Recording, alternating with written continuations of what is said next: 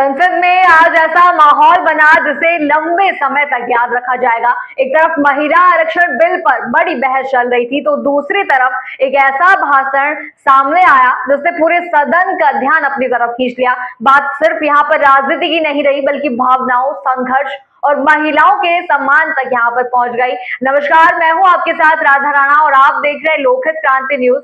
लोकसभा में महिला आरक्षण बिल पर चर्चा के दौरान रवि किशन ने जोरदार अंदाज में अपनी बात रखी। उन्होंने कहा कि यह बिल सिर्फ कानून नहीं, बल्कि देश की महिलाओं को उनका हक दिलाने की दिशा में एक बड़ा कदम है। उन्होंने इसे प्रधानमंत्री नरेंद्र मोदी के नेतृत्व में लिया गया ऐतिहासिक फैसला बताया। अपने भाषण में रवि किशन ने अपने जीवन के संघर्षों को साझा किया। उन्होंने बताया कि कैसे उनके बचपन में उनके घर में बुनियादी सुविधाएं तक नहीं थी।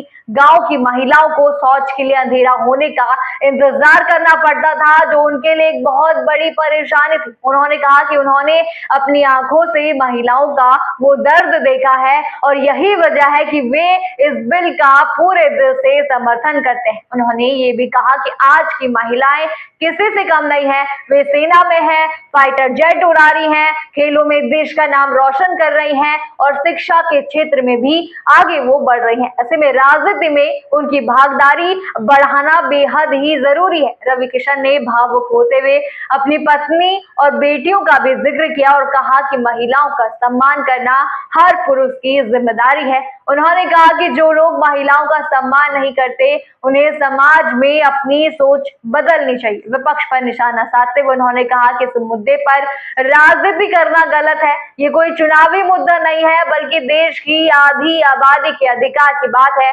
उन्होंने सभी दलों से अपील की है कि इस बिल को मिलकर पास किया जाए। उन्होंने ये भी दावा किया कि अगर महिलाओं को उनका हक नहीं दिया गया, तो देश की महिलाएं इसका जवाब देंगी और चुनाव में अपनी ताकत दिखाएंगी।